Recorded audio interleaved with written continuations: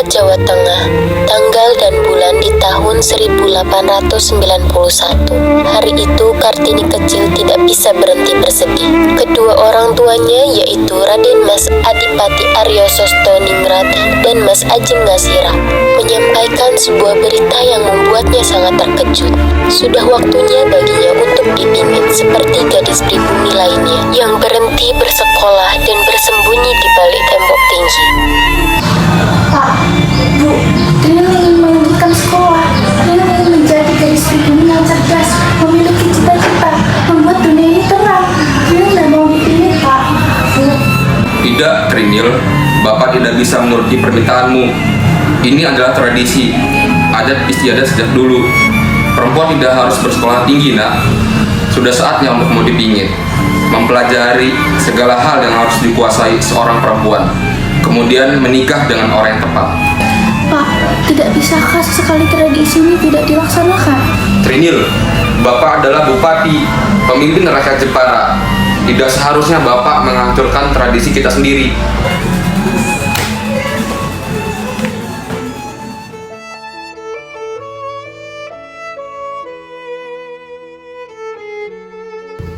Sudahlah Trinil, laksanakan apa sudah menjadi tradisi.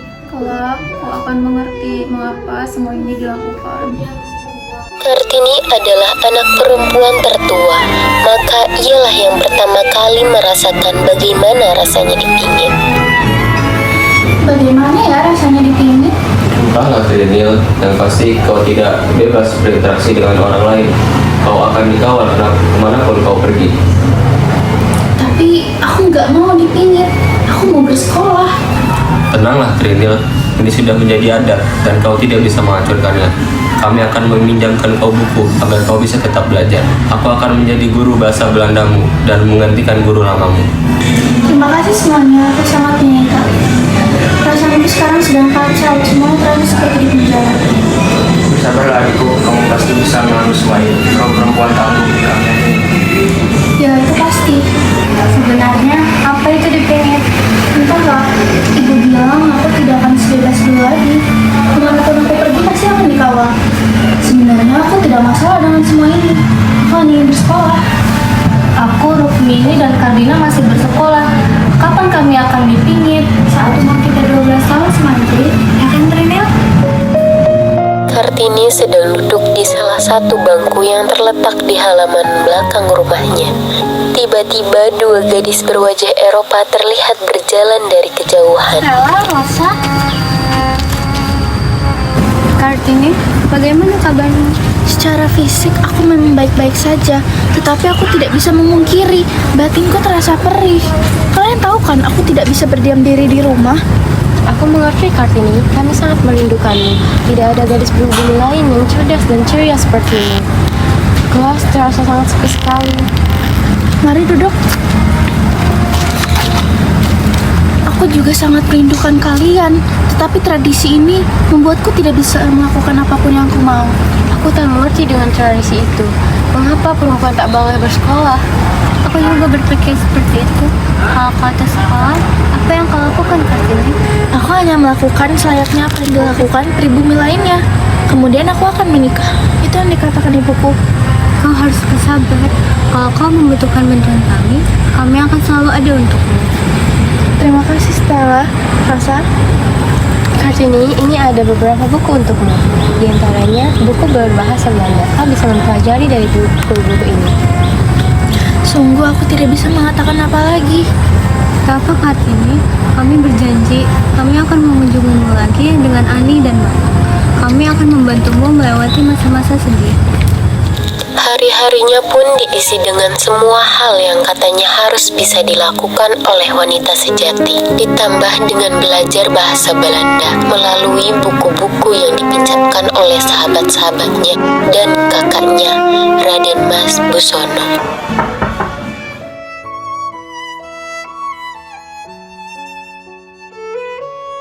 Apa yang kalian lakukan di sini? Trinil, ayo kita pergi. Ayo kita berkeliling Jepara. Baik, tunggu sebentar ya. Tetap di sini.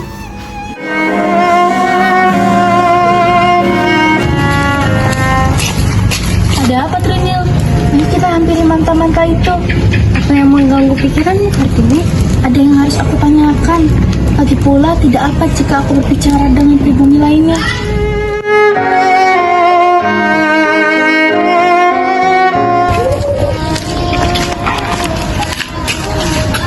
Tidak perlu. Apakah kalian putri-putri Adipati Arya Sosroningrat? Iya, bagaimana ibu bisa tahu? Tentu saja, beliau adalah Bupati Jepara. Kami beberapa kali sering melihat beliau bersama dengan kalian. Mengapa kalian pergi tanpa pengawalan? Apakah kalian tidak dipingit? Bu, bolehkah saya bertanya? Tentu boleh. Apakah dipingit adalah hal yang wajib bagi pribumi lainnya? Tentu saja, ini adalah adat tradisi sejak zaman nenek moyang kita. Lagi pula, dipingit membuat kita bisa menjaga diri dari laki-laki yang bukan mahram hingga kita menikah. Lalu, apakah ibu bersekolah? Kami hanya rakyat biasa. Sejak kecil kami tidak bersekolah.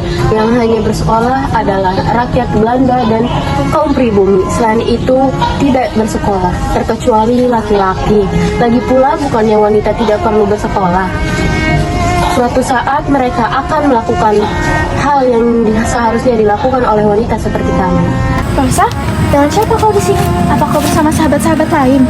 Tidak Kartini. Aku bersama kedua orang tuaku. Benarkah? Kalau begitu aku ingin bertemu mereka. Sudah lama aku tidak bertemu Tuan dan Nyonya Abendanon.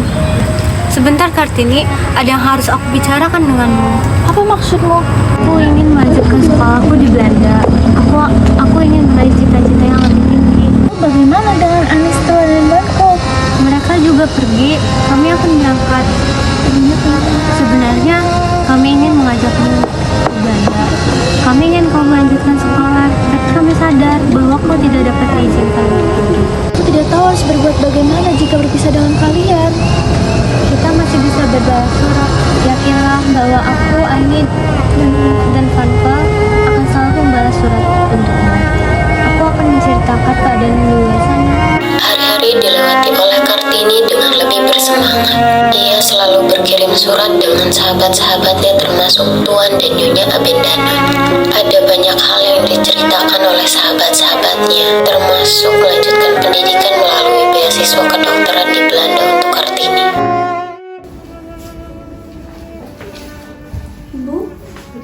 Bu, bagaimana pendapat ibu mengenai beasiswa kedokteran yang Trinil dapat?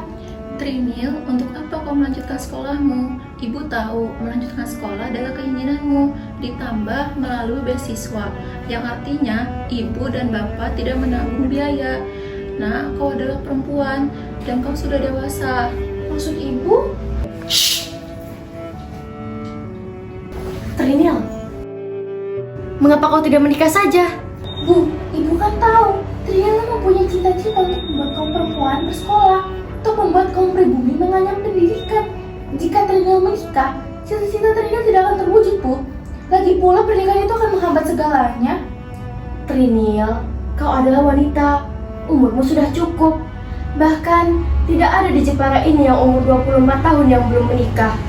Kau harus sadari itu, Trinil. Kau sudah waktunya berhenti dipingit.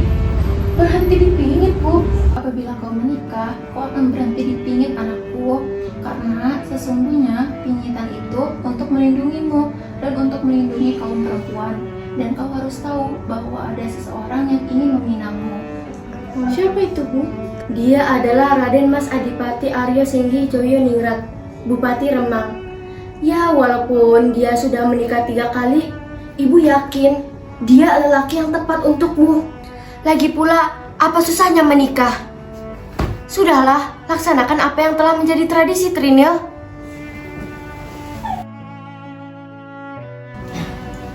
Bu, Trinil ingin menemuinya terlebih dahulu. Ada beberapa hal yang harus Trinil pertimbangkan. Baik, Nak, Ibu paham.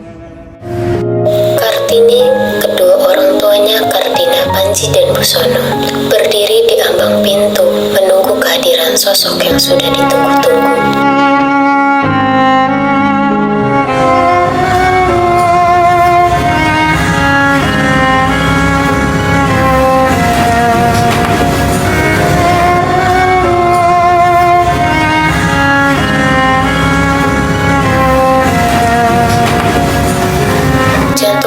Kartini berdegup kencang, pikirannya kacau. Ia masih belum siap. Bagaimana bila lelaki itu akan menghambat mimpinya?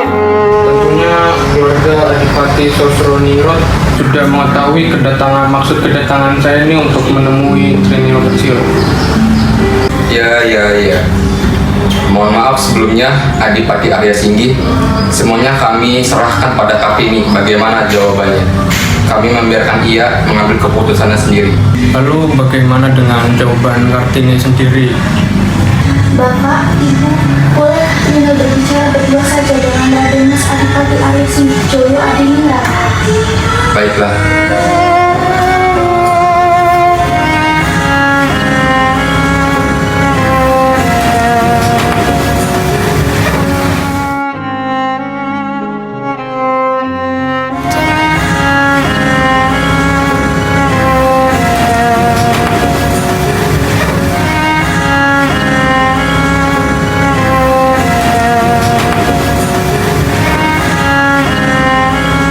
Beberapa hal yang ingin saya tanyakan, Raden.